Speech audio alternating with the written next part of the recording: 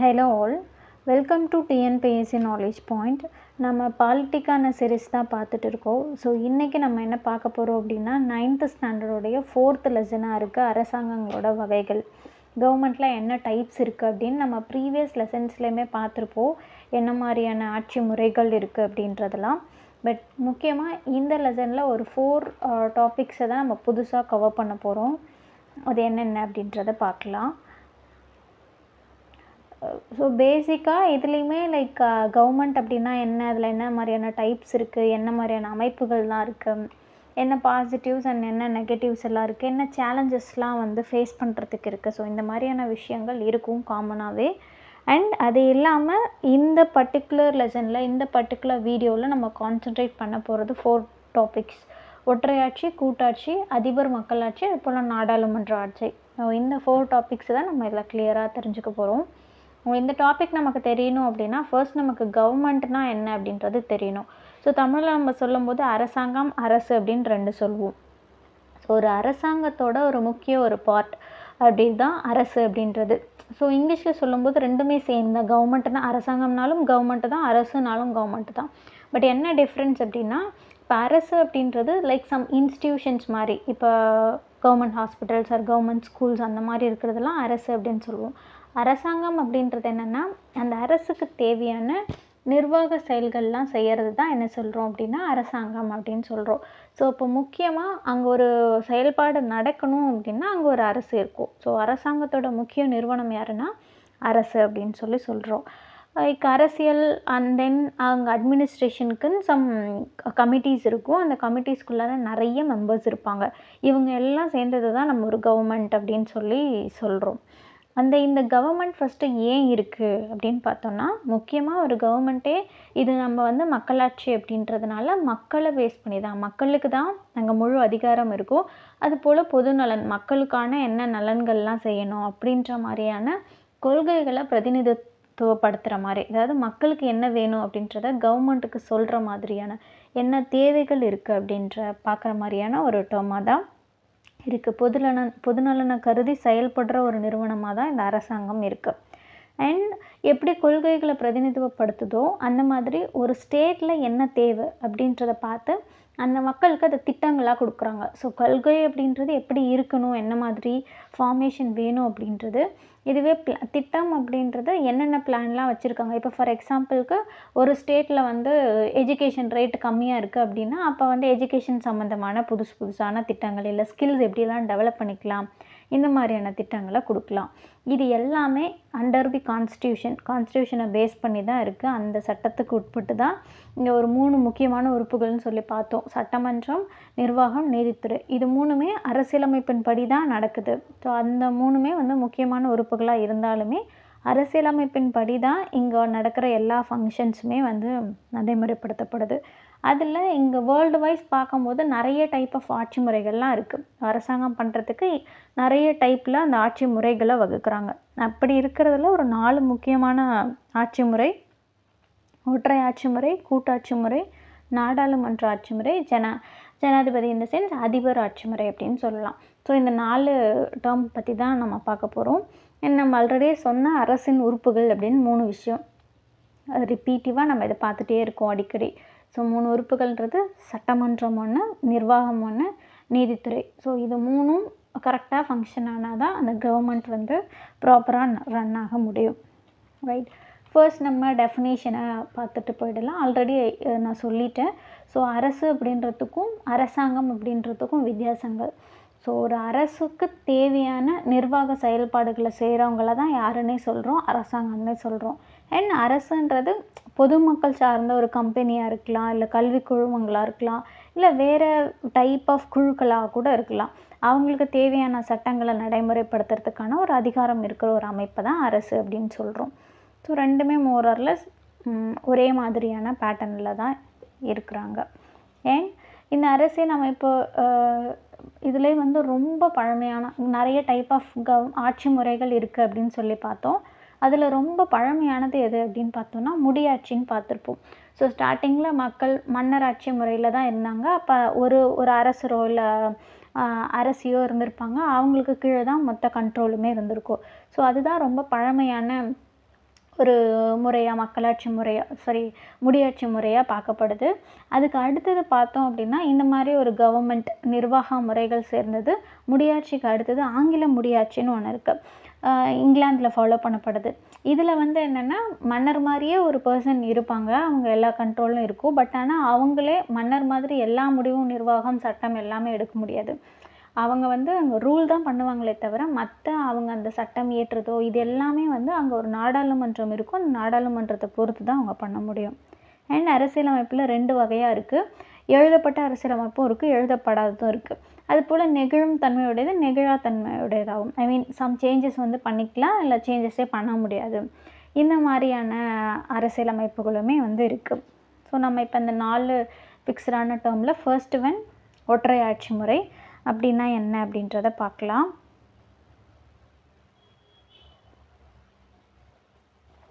So ஒற்றை ஆட்சி முறை அப்படின்ற போது ஒரு நேம்லே இருக்குது. அப்போ ஒரு ஆட்சி ஒருத்தவங்க கிட்ட தான் அந்த கண்ட்ரோல், அந்த அதிகாரம் இது வந்து இருக்க போகுது. இதில் என்ன அப்படின்னா அந்த ஒரு அரசு தான் இருக்குது. பட் அந்த அரசு வந்து இறையாண்மை கொண்டதாக இருக்கும். அதாவது முடிவுகளை வந்து தானாக எடுக்கிற மாதிரி யாரையும் டிபெண்ட் பண்ணியோ இல்லை யார்கிட்டையும் கேட்டோ அந்த மாதிரி இருக்கணும்னு அவசியம் இல்லை. ஸோ ஒற்றை ஆட்சி முறை அப்படிங்கும்போது அந்த அரசு வந்து இறையாண்மை கொண்டதாக இருக்கும். அதுபோல் ஒரே ஒரு நிறுவனம் தான் முழு கண்ட்ரோலுமே இருக்க மாதிரி இருக்கும். அதை வந்து மத்திய அரசு சென்ட்ரல் அப்படின்ற மாதிரி. ஸோ அந்த ஃபுல் கண்ட்ரோலுமே அந்த சென்ட்ரல் கிட்ட தான் இருக்கும். இது எங்கெல்லாம் ஃபாலோ பண்ணுறாங்க அப்படின்னா இங்கிலாந்து, பிரான்ஸ், ஜப்பான், இலங்கை இந்த மாதிரி இடத்துலலாம் இந்த ஒற்றை ஆட்சி முறை தான் வந்து ஃபாலோ பண்ணிகிட்டு இருக்காங்க. அண்ட் இந்த அரசு அப்படின்ற டேர்ம் எங்கேருந்து வந்துச்சு அப்படின்னா ஃப்ரெஞ்சில் கவர்னர் அப்படின்னு சொல்கிறது தான் இந்த அரசு அப்படின்ற ஒரு டேர்ம் வரத்துக்கு காரணமாக இருந்திருக்கு. அதே போல் இது எப்படி ஃப்ரெஞ்சில் கவர்னர் சொல்கிறாங்களோ அந்த மாதிரி லத்தீனில் குபர்னர் அப்படின்னு சொல்கிறாங்க. ஸோ அதுலேருந்து தான் நம்ம கவர்னர், ஆளுநர் அப்படின்ற அந்த வார்த்தைகளை வந்து எடுத்துக்கிறோம். ஸோ ஃப்ரெஞ்சு, லத்தீன் அப்படின்னு சொல்லும்போது நம்ம இன்னொரு விஷயங்களையும் ரிலேட் பண்ணிக்கணும். ஸோ மக்களாட்சி பார்த்துருப்போம். டெமோக்ரஸி அப்படின்றது ஒரு கிரேக் வேர்டு அப்படின்னு படிச்சிருப்போம். அதுபோல் ரிப்பப்ளிக் அப்படின்றது அதுவும் வந்து ஒரு லத்தீன் வேர்டு அப்படின்றத ஆல்ரெடியே பார்த்துருப்போம். அண்ட் இதில் அரசு அப்படின்ற கவர்னர் அப்படின்றது ஒரு ஃப்ரெஞ்ச் வேர்டாக இருக்குது. அதுபோல் குபர்னர் அப்படின்னா லத்தீன் வேர்டாக இருக்குது. அண்ட் ஒற்றை ஆட்சியில் வந்து எல்லா அதிகாரமே ஒரே இடத்துல தான் இருக்குது. Like central anything. ஸோ அந்த வந்து ஒரு இடத்துட்டு தான் முழு அதிகாரமே இருக்குது. ஆனால் கூட்டாட்சி முறையில் அப்படி இல்லை. கூட்டாட்சி முறையில் 2 டைப் ஆஃப் அரசாங்கம் இருக்கும். சென்ட்ரல் கவர்மெண்ட் அண்ட் தென் ஸ்டேட்டுக்குன்னு தனித்தனியாக இருக்கும். அவங்களுக்கான அதிகாரம் எல்லாமே வந்து ஸ்ப்ளிட் பண்ணி தான் இருக்கும். ஒரே இடத்துல ஃபுல் கண்ட்ரோலும் இருக்காது கூட்டாட்சி முறை அப்படின்னு வரும்போது. ஆனாலும் ஒற்றையாட்சி முறையில் என்ன ஆகுது அப்படின்னா அதிகார பரவல் வந்து கொஞ்சம் இருக்குது. பட் வந்து ஸ்டேட்னா அவங்களா அதிகாரங்கள் இல்லாமல் அந்த மெயின் சென்ட்ரல்லேருந்து கொடுக்குற அதிகாரங்கள் மட்டும்தான் அந்த நிர்வாக குழுக்கள் செய்ய முடியும். அதனால் இதை வந்து நம்ம கூட்டாட்சி முறையாக எடுத்துக்க முடியாது. ஒற்றையாட்சி முறைனா ஒரே ஒரு நபர்கிட்டயோ இல்லை ஒரு குழுக்கிட்ட தான் கண்ட்ரோல் இருக்கும். அண்ட் தென் அவங்க கொடுக்குற அதிகாரத்தை வச்சு தான் அவங்களுக்கு கீழே இருக்க மற்ற நிர்வாக அமைப்புகள் இயங்கும். அதனால் அது கூட்டாட்சி முறையாக எடுத்துக்க முடியாது. இதே மற்ற கண்ட்ரிஸ் கூட்டாட்சி முறையை ஃபாலோ பண்ணுறவங்க இடத்துல 2 பேருக்குமே 2 செப்பரேட் கவர்மெண்ட் இருக்கும். 2 செப்பரேட் ஃபங்க்ஷன்ஸ் வந்து அங்கே ஃபாலோ பண்ணப்படும். இந்த ஒற்றையாட்சியில் என்னென்ன பாசிட்டிவ்ஸ் இருக்குது அப்படின்னு பார்த்தோன்னா குட்டி குட்டி நாடுகளுக்கெலாம் வந்து இது பொருந்தும். பிகாஸ் ஒரு இடத்துட்ட கண்ட்ரோல் அங்கங்கேயும் கண்ட்ரோல்ஸ் இருந்துச்சுன்னா கொஞ்சம் கொலாப்ஸ் ஆன மாதிரி இருக்கும். ஸோ மெயின் ஒரு இடத்துட்ட கண்ட்ரோல் இருந்துச்சு அப்படின்னா அது ப்ராப்பராக ரன் ஆகும். ஸோ இது வந்து கம்மியான குட்டி நாடுகளுக்கு தான் பொருந்தும். பெரிய பெரிய நாடுகளுக்கு இதை வந்து ஃபாலோ பண்ணுறது கண்டிப்பாக பாசிபிள் கிடையாது. ஸோ சின்ன நாடுகளுக்கெலாம் இந்த ஒற்றையாட்சி முறை வந்து கண்டிப்பாக பொருந்தும். அதுபோல் அதிகாரம் பொறுப்புக்கு இடையில் வந்து பெருசாக அங்கே சண்டைலாம் இருக்க போகிறதில்ல. ஏன்னா குட்டி கண்ட்ரிஸ் அப்படிங்கும்போது ஒரு இடத்துட்ட சொல்கிறது அப்படியே வந்து ஃபாலோ அப் ஆக போகுது. ஸோ ப்ராப்பராக அந்த ஃபங்க்ஷன்ஸ் வந்து நடக்கும். ஸோ அங்கே வந்து ப்ராப்ளம்ஸ்க்கு ஆப்பர்ச்சுனிட்டிஸ் கொஞ்சம் கம்மி தான். அடுத்தது உடனடியாக வந்து எல்லாத்துக்குமே சொல்யூஷன் வந்து உடனடியாக கிடைக்கும். அதுபோல் செலவுன்னு பார்க்கும்போதும் கம்மியாக தான் இருக்கும். அரசியலமைப்பில் ஏதோ சேஞ்சஸ் பண்ணணும் அப்படின்னாலும் அந்தந்த டைமுக்கு ஏற்ற மாதிரி அதை சேஞ்சஸ் பண்ணிக்கிறதும் ஈஸியான ஒரு வேலையாக தான் இருக்குது. எதுலன்னா ஒற்றையாட்சி முறையில். அண்ட் ஒற்றுமை, சீரான சட்டம், கொள்கை, நிர்வாகம் இதெல்லாமே வந்து அதில் ஃபாலோ பண்ண முடியுது நல்லாவே. ஸோ இதெல்லாம் வந்து ஒற்றையாட்சியில் நமக்கு பாசிட்டிவ் திங்ஸாக இருக்குது. அதுபோல் பாசிட்டிவ்ஸ் இருந்தாலும் ஈவன் நெகட்டிவ்ஸுமே ஒற்றையாட்சியில் இருக்குது. என்னென்ன இருக்குது அப்படின்னு பார்த்தோன்னா பெரிய கண்ட்ரிஸாக இருக்குன்னா அதுக்கு கண்டிப்பாக ஒற்றையாட்சி முறையை வந்து நம்ம ஃபாலோ பண்ண முடியாது. அண்ட் நிறைய பிரச்சனை மத்திய அரசு நிறைய பிரச்சனைஸை வந்து பார்க்க வேண்டியது இருக்கும். அப்போ என்ன ஆகும், அங்கே சொல்யூஷன் நமக்கு கிடைக்கிறதோ இல்லை நிர்வாகம் பண்ணுறதில்ல இதிலெல்லாம் வந்து கொஞ்சம் டிலேஸ் இருக்கிறதுக்கான பாசிபிலிட்டிஸ் இருக்கும்.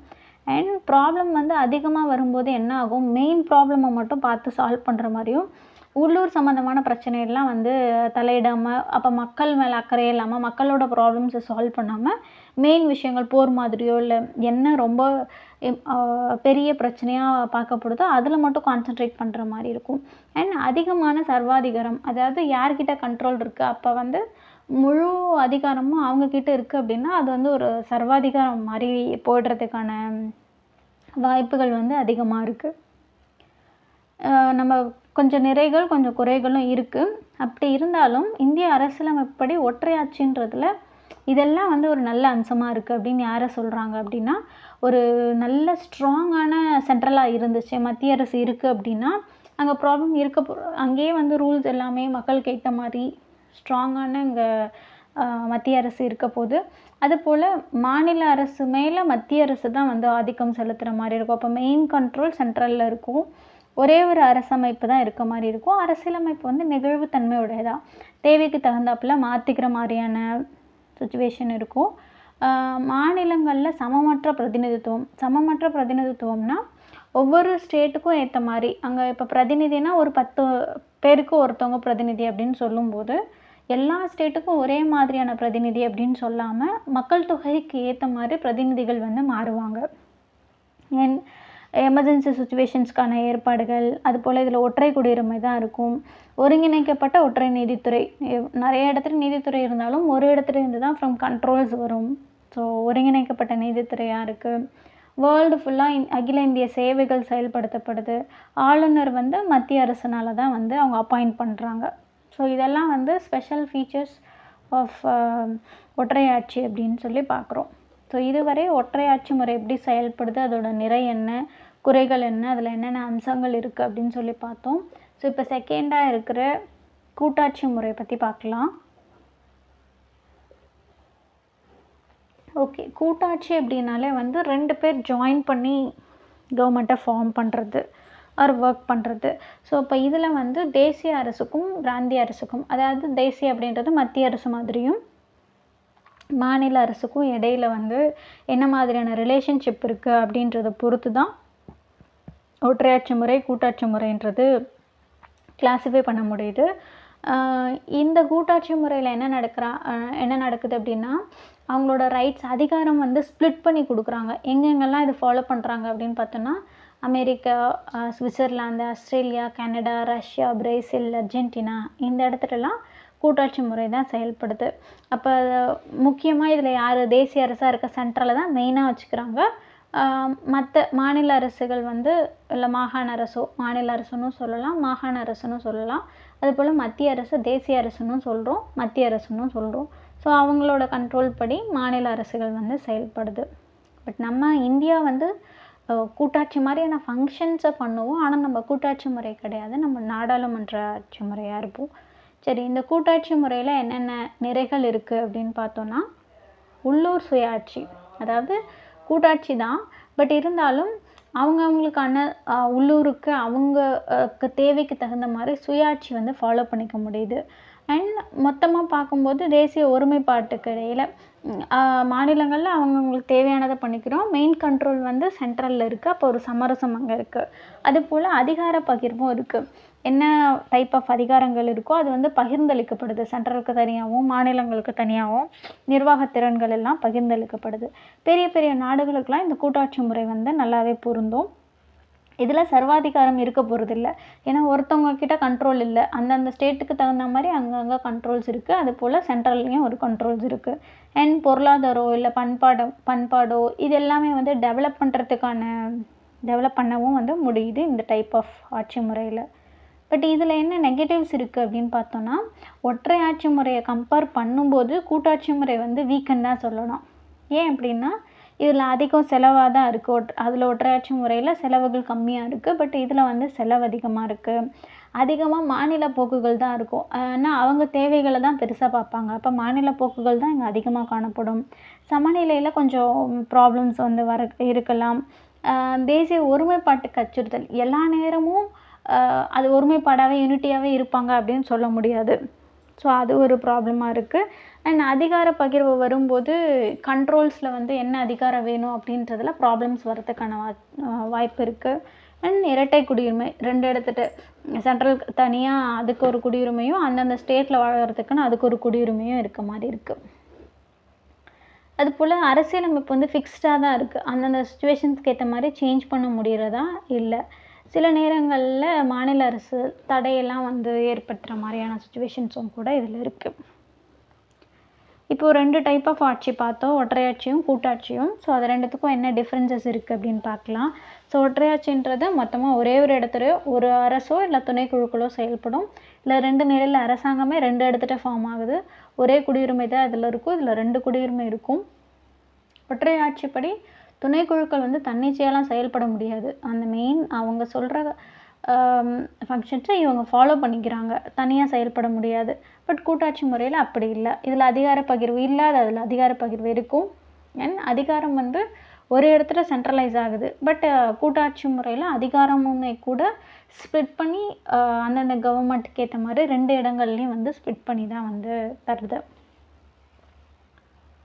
அண்ட் கூட்டாட்சி முறையில் என்ன மாதிரியான ஃபீச்சர்ஸ் இருக்குது அப்படின்னு பார்த்தோன்னா, இரட்டை அரசாங்கம் இருக்குது. அப்போ 2 எடுத்துகிட்டு அரசாங்கம் ஃபார்ம் ஆகுது. எழுதப்பட்ட அரசியலமைப்பாக இருக்குது. அதிகாரம் வந்து ப்ராப்பராக அந்தந்த இதுக்கு ஏற்ற மாதிரி ஸ்ப்ளிட் பண்ணி கொடுக்குறாங்க. அரசியலமைப்பு தான் வந்து அங்கே ஹையஸ்ட் அதிகாரம் இருக்கிறதா இருக்குது. அரசியலமைப்பு சட்டத்தின்படி தான் எல்லாமே வந்து அங்கே இயங்குது.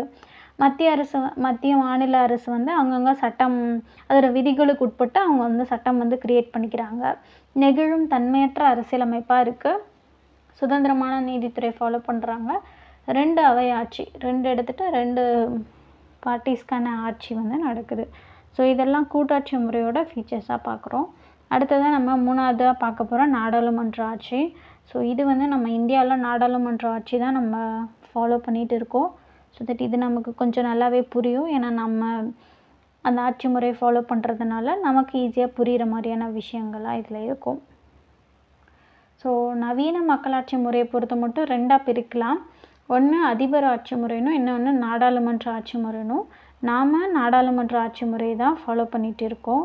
இதில் வந்து முக்கியமாக நிர்வாகம், சட்டமன்றம் இந்த அமைப்புகளுக்கு இடையில் என்ன ரிலேஷன் இருக்குது அப்படின்றத பொறுத்து தான் இது 2 டைப்பாக வகைகளாக பிரிக்கிறோம். ஸோ நாடாளுமன்ற ஆட்சி முறைன்னு பார்க்கும்போது சட்டமன்றத்துக்குன்னு இருக்க கொள்கை இல்லை செயல்கள் இதெல்லாம் வந்து நிர்வாகத்துறை வந்து பொறுப்பேற்றுக்குது. இந்த ஆட்சி முறையில் அமைச்சரவை இருக்கும், அமைச்சர் அரசாங்கம் இல்லை இது எல்லாமே வந்து ஒரு பொறுப்பு அரசாங்கம் சார்ந்ததாக இருக்கும். இது மினிஸ்டர் அரசாங்க முறை அப்படின்னு சொல்லுவோம், இங்கிலாந்தில் ஃபாலோ பண்ணுற மாதிரி. இது எங்கெங்கெல்லாம் ஃபாலோ பண்ணுறாங்க அப்படின்னா பிரிட்டன், ஜப்பான், கனடா, இந்தியாவிலலாம் இந்த நாடாளுமன்ற ஆட்சி முறை தான் வந்து ஃபாலோ பண்ணிகிட்டு இருக்கோம். அண்ட் எந்தெந்த இடத்துல எந்தெந்த கண்ட்ரீஸில் நாடாளுமன்றத்தோட பெயர் வந்து என்ன சொல்கிறோம் அப்படின்றது கீழே சம் கண்ட்ரீஸ்க்கு கொடுத்துருக்காங்க. ஸோ இஸ்ரேலில் கென்னஸ்ட் அப்படின்னும், ஜெர்மனியில் பந்தஸ்டாக் அப்படின்னும், டென்மார்க்கில் போக்டிங், நார்வேயில் ஸ்டார்டிங், அமெரிக்கா ஐக்கிய நாடுகளில் காங்கிரஸ், ஜப்பானில் டயட்னும், பிரிட்டனில் பார்லிமெண்ட்டுன்னு சொல்கிறோம். நம்மளும் பார்லிமெண்ட் அப்படின்னு தான் சொல்கிறோம், பாராளுமன்றம் அப்படின்னு. இதில் என்னென்ன அம்சங்கள் இருக்குது அப்படின்னு பார்த்தோன்னா, இல்லை 2 டைப்பாக பெயரளவு தலைவர், உண்மையான தலைவர் சொல்லியிருக்காங்க. நமக்கே தெரியும், இப்போ சென்ட்ரல் அப்படிங்கும்போது உண்மையான தலைவர் பிரதமர் தான், பெயரளவு தலைவர் குடியரசுத் தலைவர். அந்த மாதிரி ஸ்டேட்லேயுமே பெயரளவு தலைவர், ஆளுநர் அண்ட் முதலமைச்சர் அப்படின்னு உண்மையான தலைவர்னு 2 பேர் இருப்பாங்க.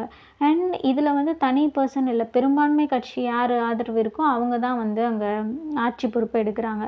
இதில் என்ன நிறைகள் இருக்குது அப்படின்னு பார்த்தோன்னா, சட்டமன்றத்துக்கும் நிர்வாகத்துறைக்கும் இடையில் ஒரு நல்ல ரிலேஷன்ஷிப் இருக்குது. சட்டமன்றமும் நிர்வாகத்துறைக்கும். அதுபோல் அரசாங்கம் வந்து பொறுப்பானதாக இருக்குது.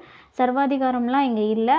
பரவலான பிரதிநிதித்துவம், ரெப்ரசன்டேட்டிவ் வந்து ஒவ்வொரு இடத்துலேருந்து இருக்கிறதுனால அது பரவலானதாக இருக்குது. இதில் என்னென்ன குறைகள் இருக்குது அப்படின்னு பார்த்தோன்னா, அரசாங்கம் வந்து கவர்மெண்ட் ஃபார்ம் ஆகிறது வந்து ஒரு ஃபிக்ஸ்டாக இருக்கிறதில்ல. 5 இயர்ஸ் ஒன்ஸ் வந்து மாறிக்கிட்டே இருக்குது. அப்போ கொள்கை வந்து ஒரு கவர்மெண்ட் இருக்கும்போது வேறு கொள்கை இருக்கும், அடுத்து வரும்போது கொள்கை மாறும். அமைச்சரவையில் சர்வாதிகாரம் இருக்குது. பொதுவாக ஒரு பர்சன்னு சர்வாதிகாரம் இல்லை, ஆனால் அமைச்சரவையில் வந்து சர்வாதிகாரம். ஏன்னா அமைச்சரவையை பொறுத்து தானே அங்கே நடக்குது. இந்த மாதிரி இருக்குது. அதிகாரம் வந்து ஸ்ப்ளிட் பண்ணும்போதுமே அங்கே ப்ராப்ளம் வரத்துக்கு வாய்ப்பு இருக்குது. இதுவே அதிபர் மக்களாட்சி முறை பார்க்கலாம். இது வந்து என்னென்னா பொறுப்பு சட்டமன்றத்துக்கோ இல்லை நாடாளுமன்றத்துக்கோ அது பேஸ் பண்ணி தான் இருக்கணும் அப்படின்ற பொறுப்பு இல்லாமல் தான் இருக்குது. எங்கேயுமே வந்து ஒரு ஃபிக்ஸ்டான கவர்மெண்ட்டாக இல்லை. அதிகார பகிர்வாக இருக்குது. இந்த அடிப்படையில் இந்த அரசுகள் அமையுது. இதில் இந்த மாதிரியான அதிபர் மக்களாட்சியை எந்தெந்த கண்ட்ரீஸ்லாம் ஃபாலோ பண்ணுறாங்க அப்படின்னா, அமெரிக்கா, பிரேசில், ரஷ்யா, இலங்கை இந்த மாதிரி இடத்துல அதிபர் மக்களாட்சி முறை தான் வந்து ஃபாலோ பண்ணுறாங்க. இதில் என்னென்ன அம்சங்கள் இருக்குது அப்படின்னு பார்த்தோன்னா, நம்ம நாடாளுமன்றத்தில் ஃபாலோ பண்ணுற மாதிரி அரசோட தலைவர் அப்படின்றவங்க பெயரளவுக்கான ஒரு பதவியாக இருக்குது. அதுபோல் அதிபர் வந்து வாக்கு மூலமாக ஓட் பண்ணி தான் செலக்ட் பண்ணுறாங்க. 4 வருஷத்துக்கு ஒரு முறை வந்து அதிபர் வந்து செலக்ட் பண்ணுறாங்க. இவங்களோட அமைச்சரவை என்ன சொல்கிறோம் அப்படின்னா கிச்சன் கேபினெட் அப்படின்னும், அதிபர் ஆட்சியில் இருக்கிற அந்த அமைச்சரவையை சொல்கிறோம். அரசோட இருக்கிற சட்டமன்றம், நிர்வாகத்துறை, நீதித்துறை இந்த 3 அதிகாரமே வந்து தனித்தனியாக பிரிச்சுடுறாங்க. டிபெண்டபிளாக இல்லாமல் தனியாக பிரிச்சுட்டு அதுவும் தனியாக சுதந்திரமாக செயல்படுற மாதிரியான அமைப்பாக வந்து இந்த அதிபர் மக்களாட்சி முறை வந்து செயல்படுது. இதில் என்னென்ன நிறைகள் இருக்குது அப்படின்னு பார்க்கலாம். இது வந்து ஒரு ப்ராப்பர் ஜனநாயகமான அந்த மாதிரி ரன் ஆகுது. அதுபோல் அதிபரோட முறையான கட்டுப்பாடு இருக்குது. ஒரு இடத்துலேருந்து கண்ட்ரோல்ஸ் வந்து இருக்குது. முடிவெடுக்கிறதுல வந்து நல்ல டெவலப்மெண்ட்ஸ் இருக்கும். மாகாண அரசாங்கம் அந்த மாகாணங்களுக்கு ஏற்ற மாதிரி கவர்மெண்ட்ஸ் வந்து இருக்குது. இதில் என்ன குறை இருக்குது அப்படின்னு பார்த்தோன்னா, சர்வாதிகாரம் சிதையறதுக்கான வாய்ப்பு இருக்குது. நிர்வாக சட்டமன்றத்துக்கு இடையில் ஒரு ப்ராப்பரான ரிலேஷன்ஷிப் இல்லை. சட்டமன்ற நிர்வாக குழுவுக்கு இடையிலையும் நல்ல ரிலேஷன்ஷிப் இல்லை. ஏன்னா அதுவும் தனியாக செயல்படுது, தனியாக சுதந்திரமாக செயல்படுது. அப்படிங்கும்போது ரெண்டுலேயும் ரிலேட்டபிளாவோ அங்கே நல்ல ஒரு ரிலேஷனோ இருக்க மாதிரி இல்லை. அண்ட் நம்ம எப்படி ஒற்றை ஆட்சி இரட்டை ஆட்சிக்கு டிஃப்ரென்ஸ் பார்த்தோமோ அந்த மாதிரி அதிபர் மக்களாட்சிக்கும் நாடாளுமன்ற ஆட்சி முறைக்கும் என்ன டிஃப்ரென்ஸ் அப்படின்னு பார்த்தோம்னா, அதிபரில் குடியரசுத் தலைவரே மக்களால் நேரடியாக தான் தேர்ந்தெடுக்கப்படுறாரு. பட் நாடாளுமன்ற ஆட்சி முறையில் பெரும்பான்மை கட்சி யாருக்கு ஆதரவு தராங்களோ அவங்க பிரதம மந்திரி ஆகிறாரு. இங்கே குடியரசுத் தலைவர் பெயரளவில் தான் இருக்கார். அதுபோல் அதிபருக்கு தான் அதிபர் மக்களாட்சியில் அதிகாரம் இருக்குது.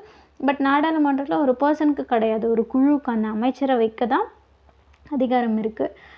அதிபரில் அதிகார பிரிவினை இருக்குது. அதிகார பிரிவினையை இதை மையப்படுத்துறது கிடையாது. அதில் சுதந்திரமாக செயல்படுறாங்க. இங்கே வந்து தனித்தனியாக செயல்பாடுகளுக்கு தனித்தனி பிரிவுகளாக இருக்காங்க. அதில் மாகாணத்தோட தலைவர் அதிபராக தான் இருப்பார். இங்கே அரசோட தலைவர் குடியரசுத் தலைவராக இருக்கார். அங்கே அரசாங்கத்தோட தலைவரும் அதிபர் தான். இங்கே அரசாங்கத்தோட தலைவர் பிரதம அமைச்சர். அதுபோல் அங்கே தனிநபர் வந்து தலைமையாக இருக்கார். நாடாளுமன்ற ஆட்சி முறையில் தனிநபர் தலைமையாக இருக்க முடியாது. ஒரு குழு தான், ஒரு அமைச்சரவை குழு தான் இருக்கும். அந்த குழு தான் வந்து செயல்பாடுகள் நடத்தும். அதிபர் மக்களாட்சி முறையில் அதிபர் வந்து சபைக்கு வந்து அந்த சபையோட செயல்பாட்டுக்கு பொறுப்பேற்க மாட்டார். பட் நாடாளுமன்றத்தில் கூட்டாவோ இல்லை தனித்தனியான பொறுப்புகளோ பிரித்து வந்து வழங்கப்படுது. அண்ட் இந்தியாவில் சென்ட்ரல் கவர்மெண்ட்டும் ஸ்டேட் கவர்மெண்ட்டுக்கும் இடையில என்ன மாதிரியான ரிலேஷன்ஷிப் இருக்குது அப்படின்னு பார்க்கலாம். நம்ம அரசியலமைப்புக்கு உட்பட்டு தான் வழிமுறைகளுக்கெல்லாம் பொறுத்த மாதிரி தான் இங்கே சென்ட்ரலோ ஸ்டேட் கவர்மெண்ட்டுக்கோ இடையில நம்மளோட அதிகாரங்கள் வந்து ஸ்ப்ளிட் ஆகி இருக்குது. பட் அதிகாரம் ஸ்ப்ளிட் ஆகி இருந்தாலுமே ஃபைனல் அந்த முடிவு எடுக்கிறது யார் அப்படின்னு பார்த்தோம்னா சென்ட்ரல் கிட்ட தான் அந்த கண்ட்ரோல் இருக்கும். அண்ட் நம்ம ஆல்ரெடி பார்த்த மாதிரி 3 பார்ட்ஸ் இருக்குது, சட்டமன்றம், நிர்வாகம் அண்ட் நீதித்துறைன்னு. பட் இதில் பிரிவுகள் சட்டமன்றம், நிர்வாகம், நிதி உறவுகளுக்கான பிரிவுகள் சட்டமன்றத்து வந்து 245 to 255ம், நிர்வாகத்துக்கு 256 to 263யும், அண்ட் நிதி சம்மந்தப்பட்டதுக்கு 268லேருந்து 294 வரையுமான பார்ட்ஸில் வந்து எக்ஸ்பிளைன் பண்ணியிருக்காங்க. நம்ம தனியாக பார்ட்ஸ் மட்டும் பார்ப்போம். பட் இப்போதைக்கு ரிலேட்டபிளான பார்ட்ஸும் தெரிஞ்சுக்கிறது நல்லது. ஸோ இந்த 3த்துக்கும் என்னென்ன பார்ட்ஸ் இருக்குது அப்படின்றது.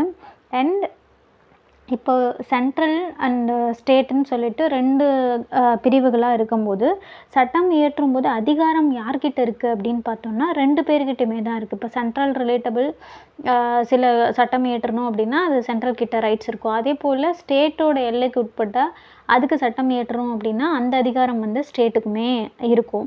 அண்ட் நம்ம வந்து பட்டியல் கேள்விப்பட்டிருப்போம், மத்திய பட்டியல், மாநில பட்டியல் அண்ட் பொதுப்பட்டியல் அப்படின்னு சொல்லிட்டு. ஸோ அந்த மாதிரியுமே எந்தெந்த பட்டியல்களுக்கு எந்தெந்த டாபிக் எந்தெந்த டிபார்ட்மெண்ட்டுக்கு அந்த சட்டம் இயற்றணும் அப்படின்றது அந்த பட்டியலை பேஸ் பண்ணி தான் வந்து நமக்கு இருக்கும். அந்த டிபார்ட்மெண்ட்டை பேஸ் பண்ணி தான் அந்த சட்டம் இயற்றும் அதிகாரம் வந்து சென்ட்ரலுக்கு இருக்கணுமா இல்லை ஸ்டேட்க்கு இருக்கணுமா அப்படின்றது ஸ்ப்ளிட் ஆகும்.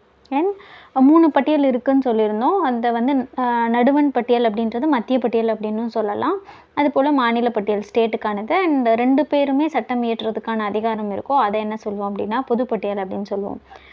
இப்போ மத்திய பட்டியலில் என்ன மாதிரியான இருக்கும், எவ்வளோ துறைகள் இருக்குது அப்படின்னு பார்த்தோம்னா மொத்தம் 100 துறைகள் வந்து இந்த மத்திய பட்டியலுக்குள்ளார இருக்குது.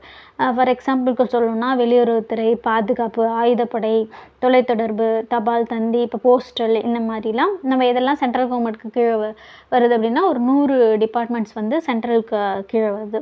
ஸோ அதுக்கு சம்மந்தமாக சட்டம் இயற்றணும் அப்படின்னா அது சென்ட்ரலுடைய கண்ட்ரோலில் இருக்கும். அதுபோல் ஸ்டேட்டில் ஒரு 61 துறைகள் இருக்குது. மாநிலத்துக்குள்ளார அந்த எல்லைக்குள்ளார இருக்க பொது ஒழுங்கு, காவல்துறை, நீதித்துறை, சிறைத்துறை, உள்ளாட்சி அமைப்பு, விவசாயம் இந்த மாதிரியான விஷயங்கள்லாம் மாநில பட்டியலில் வந்துடும். ஒவ்வொரு மாநிலத்துக்கும் தனித்தனியாக வந்துடும். இதுவே பொதுப்பட்டியல் பார்த்தோன்னா மொத்தம் 52 துறைகள் இருக்குது. அதில் ஃபார் எக்ஸாம்பிளுக்கு குற்றவியல், சிவில் கேசஸ், திருமணம், விவாகரத்து இந்த மாதிரியானது, பொருளாதாரம் சம்மந்தப்பட்டது இதெல்லாம் வந்து பொதுப்பட்டியலில் வந்துடும். ஸோ 100 பட்டியல் அதுலேயும் அண்ட் மாநில பட்டியலில் 61 இதில் 52. பட் அதுக்கு முன்னாடி 47 இருந்திருக்கும். 5 வந்து பொதுப்பட்டியலில் வந்து சேஞ்ச் பண்ணியிருப்பாங்க. அதில் 66 இருந்தது. அண்ட் மொத்த தேசிய மகிழ்ச்சி அப்படின்றது இப்போ வந்து ஒரு டெவலப் ஆகிட்டுருக்க ஒரு தத்துவமாக இருக்குது.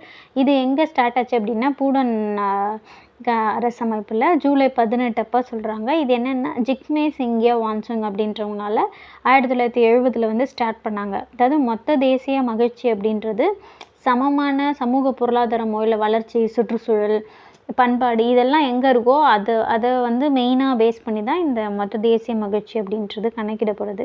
இது வந்து இயற்கை, பாரம்பரிய இதெல்லாம் பொறுத்து மக்கள்கிட்டயே ஒரு கூட்டு மகிழ்ச்சி எல்லாம் சேர்ந்த மாதிரி வளர்ச்சி கிடைக்கிறதா அதுதான் வந்து ஒரு கவர்மெண்ட்டோடைய இலக்காக இருக்குது அப்படின்ற மாதிரி இருக்கிறது தான் வந்து மொத்த மகிழ்ச்சி அப்படின்னு சொல்கிறோம்.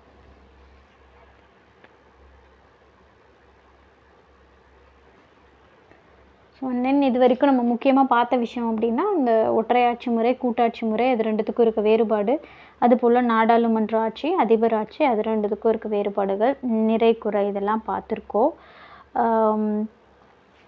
Thank you for watching. Subscribe me for more TNPSC related videos. Thank you.